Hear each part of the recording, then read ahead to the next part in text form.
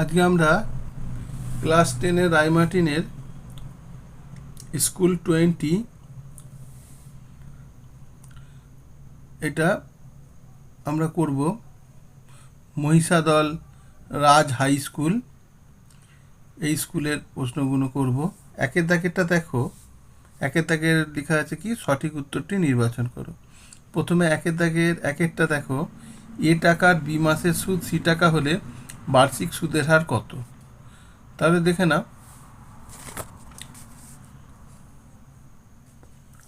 P সমান দেওয়া আছে এ টাকা, এটা আসল, সময়টা টি মানে বি মাস, বলা আছে বি মাস, ওই জন্য আমরা বি মাস, মাসকে আমরা কি করব বছরে করব, বি বাই 12, 12 দিয়ে ভাগ করলে বছরে হয়ে যাবে বি বাই 12 বছর।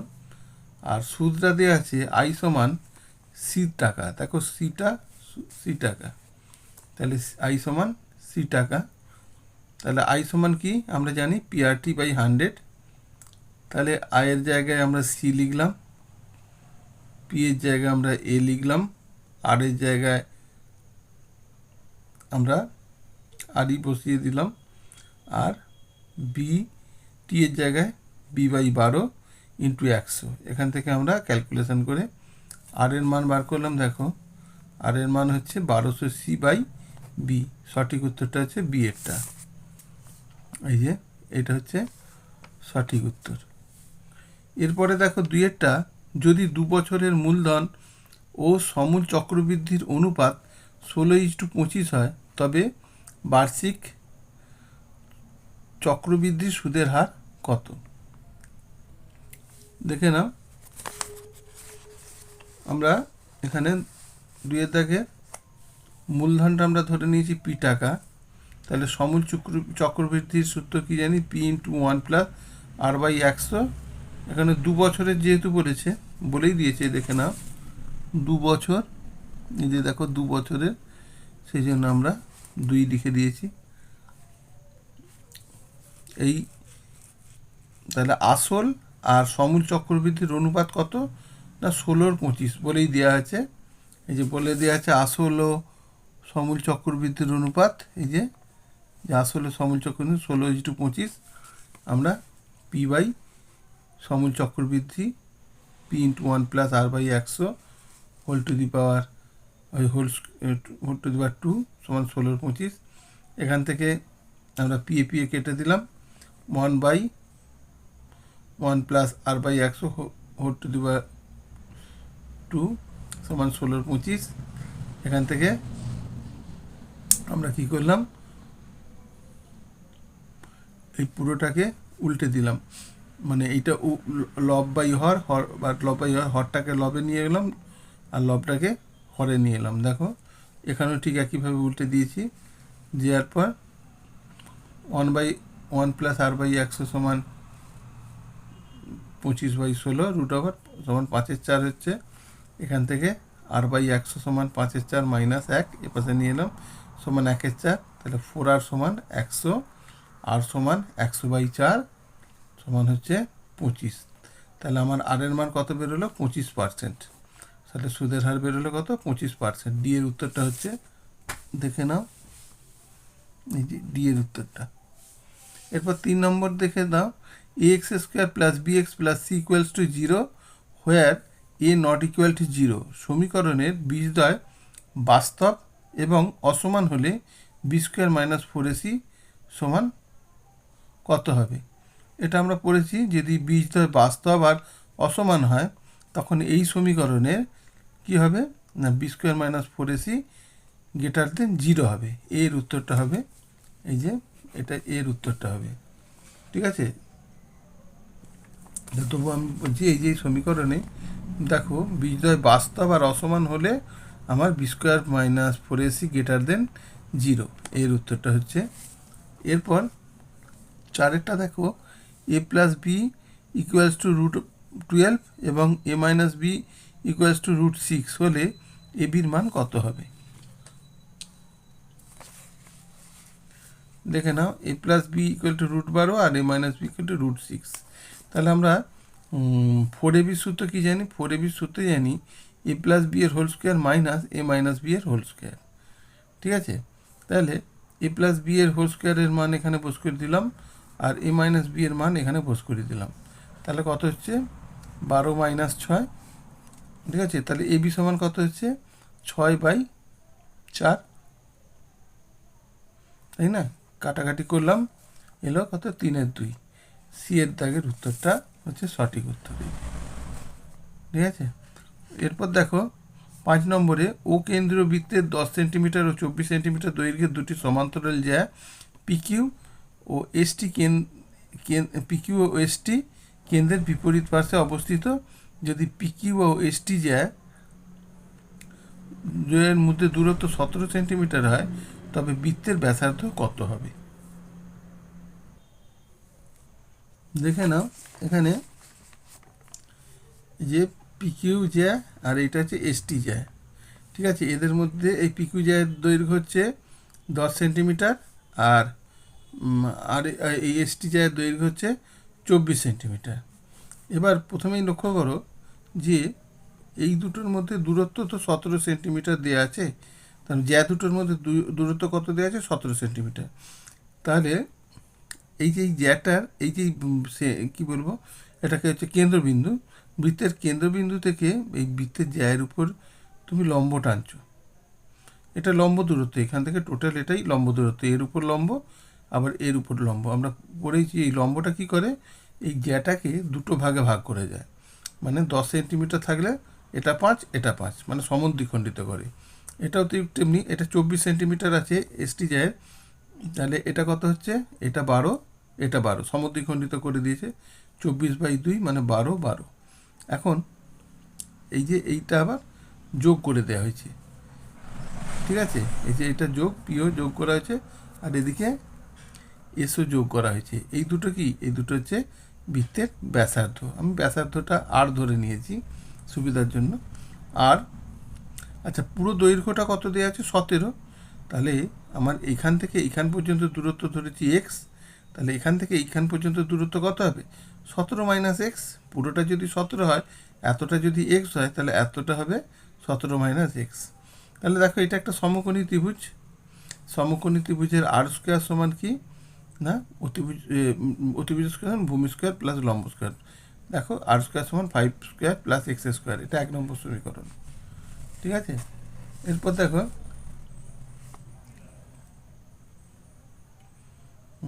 এর পরেরটা দেখো, এই এই এই ত্রিভুজটা, এই এতক্ষণ এই ত্রিভুজটা হলো, এবার এই ত্রিভুজটা দেখো 17 মাইনাস এক্স মানে আর স্কোয়ার সমান কি না 12 square plus 17 minus x square, 12 square plus 17 minus x square.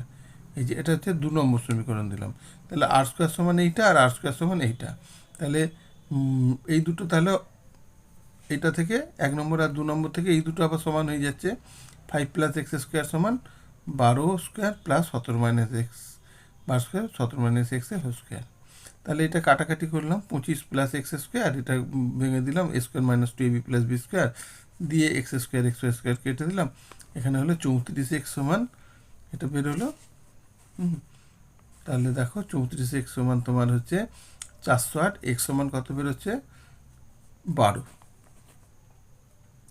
এবার এই 1 নম্বরে, এই যে 1 নম্বর রয়েছে, এই 1 নম্বরে আমার মানটা বস করে দিলাম, এক্স এর মান বস করে দিলাম। তাহলে আর স্কোয়ার সমান হলো 169, তাহলে আর সমান হচ্ছে রুট 169 মানে 13 হলো, তাহলে আর এর মান হচ্ছে 13।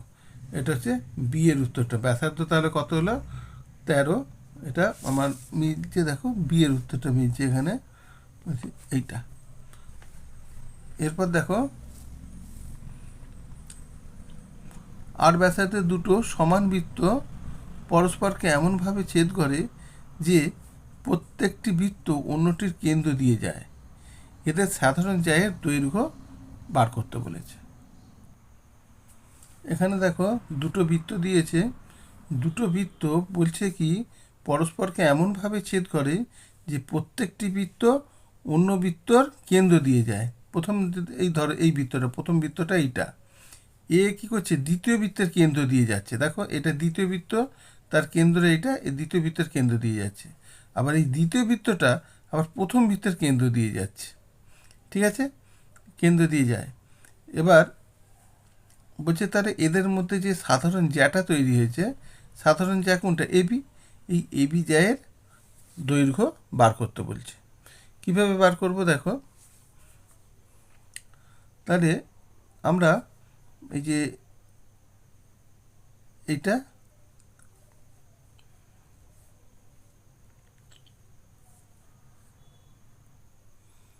এখানে লক্ষ্য করো, এই যে এন এম এইটা, এটা কি? এই যে এই সেকেন্ড বৃত্তটা, এই যে এই বৃত্তটা, ঠিক আছে, সেই বৃত্তের একটা ব্যাসার্ধ, ঠিক আছে। আবার দেখো এই বৃত্তের দেখো এইটা আবার একটা ব্যাসার্ধ, ঠিক আছে। আবার এই বৃত্তের দেখো এইটা একটা ব্যাসার্ধ। মানে এখানে এই যে আমি বলছি কি এন এ, তারপর হচ্ছে তোমার এন এম, এটা এম, এন এম, আর একটা হচ্ছে কি এম এ, এগুলো সবই ব্যাসার্ধ। এই ব্যাসার্ধের দৈর্ঘ্য কত? আর। তাহলে দেখে নাও, আমি লিখেছি এন এম সমান আর, তাই তো, এন এম সমান আর, এই যে এন এম সমান আর, আবার এন এ সমান আর, তাহলে এন এ এটা একটা বৃত্তের ব্যাসার্ধ, এন এ সমান আর, আর এম সমান আর, এখানে দেখো এম সমান আর, এই যে এ এম এটাও একটা বৃত্তের ব্যাসার্ধ, এটা সমান আর। তাহলে এই যে ত্রিভুজটা যে তৈরি হয়েছে, তাহলে এই ত্রিভুজের তিনটে বাহু, এইটাও আর, এটাও আর, এটাও আর, এই তিনটে বাহু কিন্তু সমান। তার মানে এই ভিতরের যে এ এন এম ত্রিভুজটা কি? সমবাহু ত্রিভুজ। এই জন্য আমি কি বলছি, এন এম ত্রিভুজ একটা, এন এম ত্রিভুজ একটা কি? সমবাহু ত্রিভুজ। ওকে, তাহলে যদি সমবাহু ত্রিভুজ হয়, তাহলে এই ভিতরের যে সমবাহু ত্রিভুজটা হয়, তাহলে এই সমবাহু ত্রিভুজের এটা কি? এটা একটা উচ্চতা। হ্যাঁ, তাহলে সমবাহু ত্রিভুজের উচ্চতার সূত্র আমরা কি জানি? সমবাহু ত্রিভুজের উচ্চতার সূত্র দেখো এখানে লিখেছি, সমবাহু ত্রিভুজের উচ্চতা সমান কি? √3/2 ইন্টু বাহু। এখানে বাহু কত? এখানে বাহু হচ্ছে আর, তাহলে আমরা কি লিখব? √3/2 ইন্টু আর, ঠিক আছে। তাহলে এই সমবাহু ত্রিভুজটার উচ্চতার সূত্র আমরা পেয়ে গেলাম √3/2 ইন্টু আর। তাহলে এইটার দ্বিগুণ হচ্ছে এবি, তাহলে এবি হচ্ছে এর দ্বিগুণ, তাহলে এবি সমান হচ্ছে 2 ইন্টু √3/2 ইন্টু আর। 2 এ কেটে গেল, তোমার উত্তর হচ্ছে √3 আর। আমরা এটাকে এইভাবে লিখতে পারি r√3। ওকে, এটা হচ্ছে তোমার উত্তর, এ r√3। তাহলে তাহলে সঠিক উত্তরটা হবে r√3, সি এরটা r√3, এইটা হচ্ছে সঠিক উত্তর। 2 দাগের র্যাকেটটা দেখো, কত টাকার বার্ষিক 10% হারে 2 বছরের চক্রবৃদ্ধি ও সরল সুদের পার্থক্য 70 টাকা। তাহলে আমরা ফার্স্টে কি করব? চক্রবৃদ্ধি সুদ বার করব, তারপর কি বার করব? সরল সুদ বার করব, দিয়ে তাদের পার্থক্য করব। করলে আমরা সেখান থেকে মেন আসল টাকাটা আমরা বার করে নিতে পারবো। তাহলে দেখে নাও, ধরি আসল টাকা পি টাকা, তাহলে চক্রবৃদ্ধি সুদ কত? P into 1+r/100 whole to the power n minus P. এখানে আর এর মান 10 বছর করানো হয়েছে, আর বছরটা হচ্ছে তোমার 2 বছরের, 2 বছরের কেস। তাহলে এটা করে আমরা, এইটা বেরোলো পি ইন্টু 121/100, মানে পি ইন্টু 21/100, এটা আমার বার করলাম ক্যালকুলেশান করে।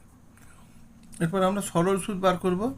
সরল সুদ হচ্ছে PRT/100, পি ইন্টু আর হচ্ছে 10% ইন্টু বছরটা হচ্ছে 2 বছর বাই 100, এখান থেকে আমার বেরোলো P/5, এইটা বেরোলো, ঠিক আছে। এবার কি বলেছে? এই চক্রবৃদ্ধি সুদ আর সরল সুদের মধ্যে অন্তরটা কত? 70 লেখা আছে, দেখে নাও। চক্রবৃদ্ধি সুদ আর সরল সুদের পার্থক্য কত? 70 টাকা। তাহলে সেইটাই লিখেছি আমরা, এই যে চক্রবৃদ্ধি সুদ আর সরল সুদের পার্থক্য আমরা কত? 70 টাকা। এখান থেকে পি কমন নিয়েছি, তাহলে 21/100 মাইনাস 1/5 সমান 70 পি। এবার দেখো পি ইন্টু এটা লসাগু করে 21 মাইনাস 20, যাই হোক হলো পি ইন্টু 1/100 সমান 70, ঠিক আছে, মানে পি সমান বেরোলো 7,000 টাকা। তাহলে আসলটা কত? আসল হচ্ছে 7,000 টাকা। এটা হচ্ছে তোমার অ্যান্সার। ওকে, এরপর দেখো 2 নম্বরে দেখো এম এর কোন মানের জন্য 4 minus M into X square plus 2m plus 4 into X plus 8m plus 1 সমান 1 হয়, রাশিমালাটি পূর্ণবর্গ হবে। ঠিক আছে, রাশিমালাটি পূর্ণবর্গ হবে। দেখে নাও, এই যে দুই দাগেরটা দেখে নাও, 4 minus M into X square plus 2m plus 4 into X plus 8m plus 1। তাহলে আমরা কী করছি? 4x স্কোয়ার, এটা জাস্ট গুণ করে দিচ্ছি, 4x square minus mx square, আর এখানেও 2mx plus 2mx plus 4x plus 8m plus 1 দিয়ে এখান থেকে এই যে 4x স্কোয়ার আর এদিকে 4x আর এদিকে 1, এই তিনটেকে একসঙ্গে একটা আলাদা বন্ধনীর মধ্যে রেখে দিলাম। আর একটা বাকি যেগুলো পড়ে রইল তার থেকে মাইনাস কমন নিয়ে mx square minus 2mx minus 8m হলো। এখান থেকে আমরা যেমন 2x, এটা কি 2x প্লাস 1-এর হোল স্কোয়ারের সূত্র পড়লো, মাইনাস m কমন নিলাম, x square minus 2x minus 8। এবার দেখো এই রাশিটাতে এটা পূর্ণবর্গ এসে গেছে, আমার এইটা পূর্ণবর্গ এসে গেছে।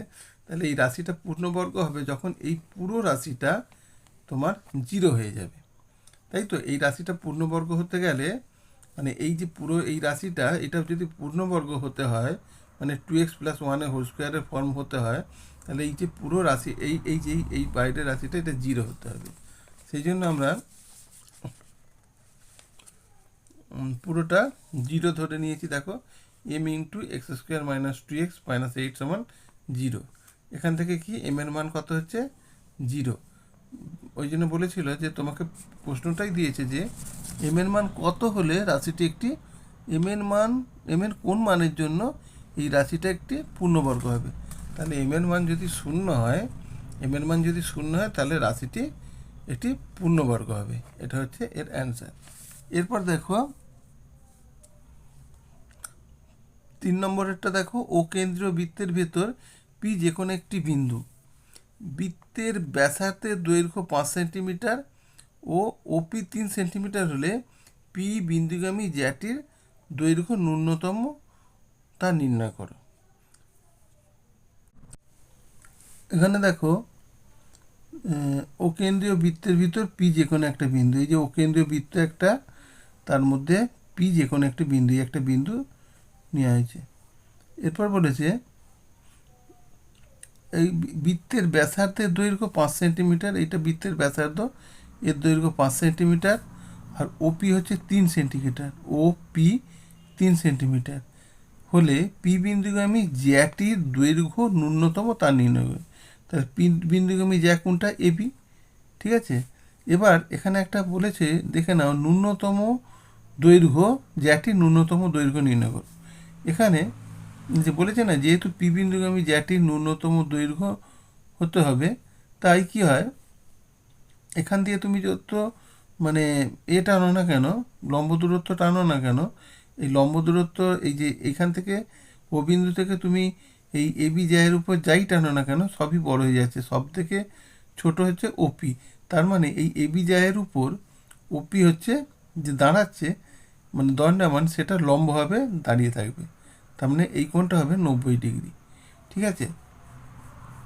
আগে আমরা পড়েছি যে ও বিন্দু থেকে মানে কেন্দ্র থেকে এবি জ্যায়ের উপর যেটা টানা হবে সেটা অবশ্যই লম্ব হবে এবং এই জ্যাটাকে সমদ্বিখণ্ডিত করবে। তার মানে ওপি লম্ব এবি হবে, আর জ্যাটাকে সমদ্বিখণ্ডিত করবে, তার মানে এপি সমান এপি সমান কী হবে, বিপি হবে। তার মানে এবার তাহলে আমরা এটা যেহেতু লম্ব, তাহলে আমরা কি বলতে পারি, এটা একটা সমকোণী ত্রিভুজ, তাহলে এটা অতিভুজ স্কোয়ার সমান কি, ভূমি স্কোয়ার প্লাস লম্ব স্কোয়ার। তাহলে এপি স্কোয়ার সমান কী বার করব, এপি স্কোয়ার সমান হচ্ছে অতিভুজ স্কোয়ার মাইনাস লম্ব স্কোয়ার, মানে 5 স্কোয়ার মাইনাস 3 স্কোয়ার, মানে 25 মাইনাস 9 সমান 16 হচ্ছে। তাহলে এপি সমান কত হচ্ছে, 4।